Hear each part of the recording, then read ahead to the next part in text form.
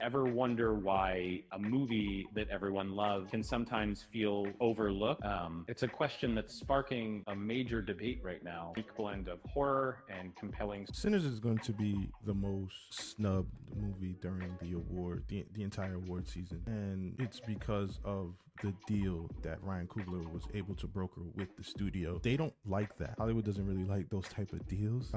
Sinners, I don't know where is that now. I think it did now a gross like worldwide probably like hundreds of millions of dollars if I'm not mistaken.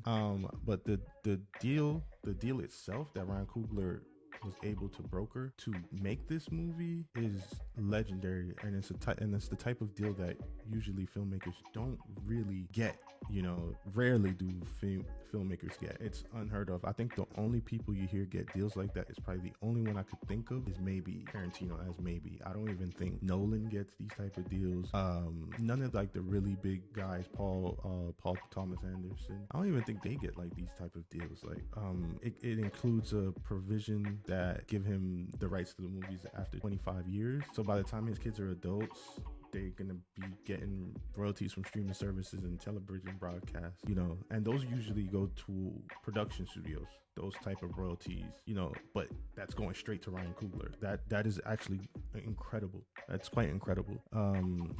He can also snag merchandising deals, licensing right.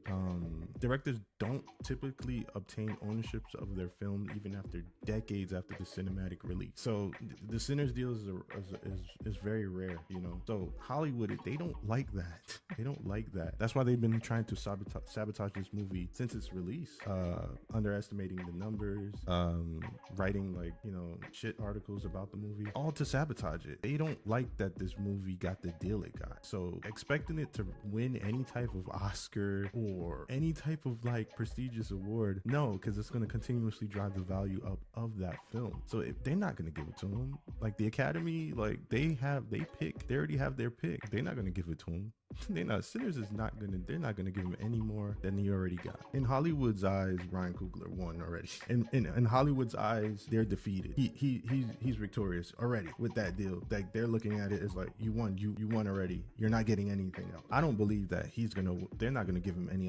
Oscars, any best director, best film. He's not gonna get any of that, because the way they see it, you won with this deal. That's all you get. The accolades are gonna drive that value up of that IP already. With that's already valuable. It's done. It's grossed tons of dollars. Does it suck? Yes, absolutely. But this is how they operate. They pick and choose. Hollywood picks and choose. They already have the winner. They had the winner last year.